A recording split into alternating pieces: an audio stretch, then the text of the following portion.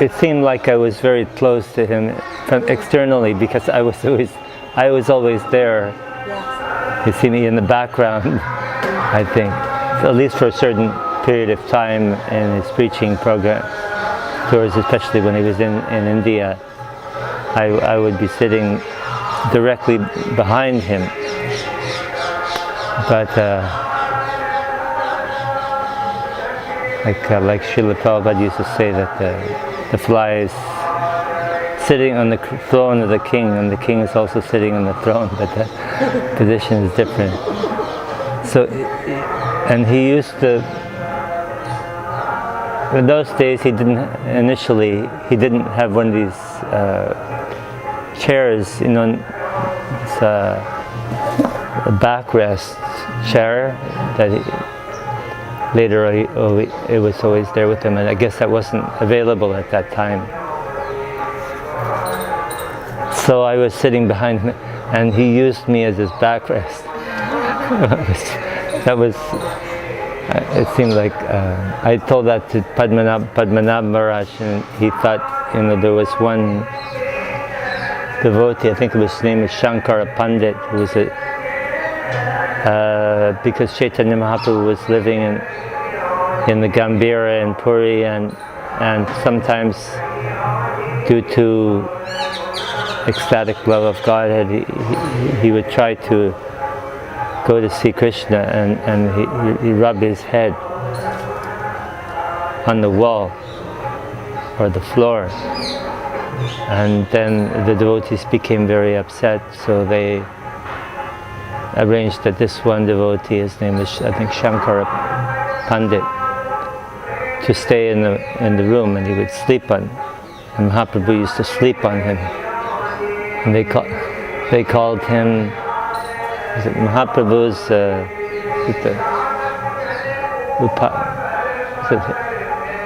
no, not Kashipu, some word that means pillow, like this, Mahaprabhu's pillow.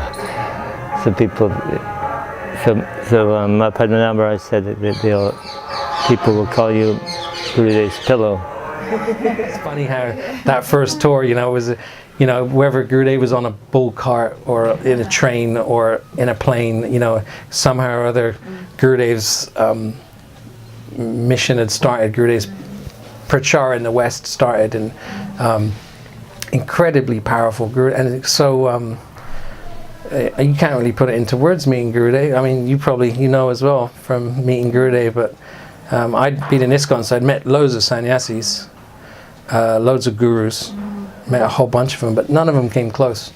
Even I'm just thinking in Badger one year, some of the ISKCON gurus came and saw Gurudev, and just seeing them side by side, it was just, you couldn't compare, not to minimize anyone else, but Gurudev just shone like the sun, you know, and so obviously every part of his body just oozed class, you know, the way he twitched his eyebrows, raised his eyebrows, moved his hands in Harikatha, and trying to teach us all this philosophy of not just Krishna consciousness, but Rupa Goswami, the speciality of Rupa Goswami, the speciality of Rag Marg, spontaneous devotion. We didn't know any of those things, you know. Even what to speak of all the new people. So many people that had been practicing for 20 years with Swamiji, they couldn't recognize Gurudev, or for something that was holding them back. And there were new people that would come, so many new people. So there was some propaganda that Gurudev was stealing, you know, ISKCON devotees, but really I don't think that was so much the case. There were a lot of people that on the fringe that were disillusioned from their previous institutions, and then they saw something genuine and they just took to it. Yeah, but also many new people. Remember Mukunda from Cambridge, you know? Yes, right. He was new. He came straight away in '96. Yeah, a bunch of people. So it was really exciting time. Yeah, and that was that first tour in England in '96, and then obviously we got the bug to go to India and see Gurudev in India. Gurudev always encouraged everyone to go on Brajmandal Parikrama, Navadvip Dham Parikrama. And I had so much desire to go, but I was in high school at the time, and the times were just not, it was during school. And my family was being a little bit difficult with me, saying I shouldn't go, I have duties here, and I just said I have to go. So luckily Radhika, she's always very kind, giving me opportunities to be with Gurudev. So we went for just 2 weeks for Navadvip Dham Parikrama. And when Gurudev saw me, I had so much guilt at the time because my family was really upset with me for going. And I felt guilty. Should I be here? Have I done the right thing? Is Gurudev pleased with me? And when Gurudev saw me, it was a huge crowd of people. He was going to get into his car to the pink building that he used to stay at outside of the Mat. This was the year that the installation of the didis into the big temple was happening. He said, "Oh, you're here?" He was so surprised. None of my family members came. It was just me at 15. He's like, "You're here?" And he was just so happy. And that just melted away all my anxiety to see that he really just wanted everyone to come to his home, and that's what he wanted. He came to my home, but he was so happy that I was coming to his home. I really felt that. So ever since that, I always was like, I have to come back to the Dham, please. It's so important. He's so happy with this. And actually during that parikrama, I had lost my beads because during Gaur Purnim, I don't know, somehow I got a hole in my bag, like right when the Abhishek's happening, and bead bags falling everywhere. Tutor Maharaj just giving me someone else's mala, no problem. I was like, no, where are my beads? I need my beads. So I went to Gurudev in his room. I was going to ask him for beads. This was after Gaur Purnim. And I was terrified because I had heard so many stories of Gurudev being really upset when people lose their beads. And just before me, there was a Russian Radhika. She went to ask for new beads. She had lost her beads the same day. And Gurudev just took the beads and threw it in her face. Said, "Get out of here." I was like, oh my God, it's my turn next. I didn't know what to do. So I just went up to Gurudev and I said, "Gurudev, I lost my beads." And he says, he looked at me, he said, "Oh, you should not lose your beads." He just said it very firmly, but sweetly. And then he sat there and chanted for 2 minutes on my beads. And he just gave it to me very quietly. So he knew that I couldn't handle that chastisement. I was just such a baby, and I couldn't handle that mercy of chastisement. But Gurudev knew how to deal with everyone accordingly. And I saw that with the same situation with that girl, that devotee, God's sister, with me different. And so I saw that, I said, wow, Gurudev's so kind. Now, one thing I always remember, it always stays with me even now, is,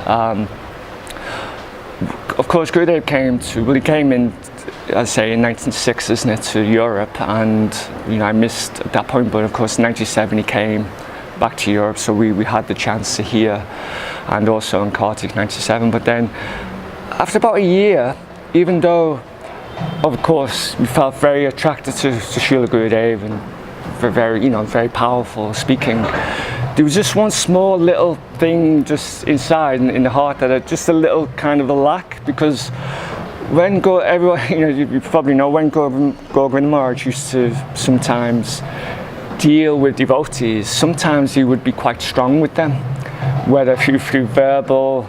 It was always in a loving way, but sometimes very strong as well. And sometimes we'd tell devotees off. Sometimes we even slap devotees. So he'd have his cane. Sometimes he'd be given Srimad Bhagavatam class, and he'd have his cane. And if someone didn't understand, he'd hit them, but very softly, very gently. It wasn't kind of abusive, but it was a very, how to say. And a couple of times, this maybe not hit with the cane, but just little things happened with Govinda Maharaj which created a relationship. Now, when Gurudev would speak, he would speak in a very soft, at that time anyway, it was very soft, more of a softly kind of, it would still draw you in. But I just like to miss that kind of, you could say, the heaviness or the strongness. So I always had this for maybe about a year and a half even. But then what happened was one day, it was in Vrinda Devi temple, in Kamyavan, when we go in the Parikram. So that year, I think that was 1998, it was the first stop. We went to this Vrinda Devi temple. Now, don't you remember, in the Vrinda Devi temple, that's like a big courtyard. So anyway, when the party arrived, and then Gurudev would normally arrive, because at that time he was coming to the places as well. Then, so devotees were there, and they were doing kirtan, and running up and down, and just all. But myself, I was just feeling like half asleep, which I kind of looked like that anyway, but at that point I was actually half asleep, you know, because it was the first thing, and we just got off the bus, and I'm just standing there. There's a few devotees, we're just standing, the rest of the devotees are dancing, and so then I've got my eyes closed kind of, and then suddenly I open my eyes, and then I see Gurudev really angry, running directly at me. And initially I'm kind of trying to register what's happening, but I couldn't, because as soon as basically within a second Gurudev had come over, and he literally with his palm of his hand, he just a proper dig into the, you know, and Gurudev was really strong as well. I thought, oh my God, it was a proper, and then so I thought, wow, and then there was a couple of other devotees he did it to. I think maybe Prem Priyojan was there, and there was a couple of others as well. All of us were just standing there, and basically Gurudev was unhappy that we also were not running and dancing in the kirtan. But as soon as this happened, I felt such a kind of not just a relief, but it was almost like Gurudev had accepted me in the sense, because usually to get this kind of dealing, you have to have, you know, a connection of some sort.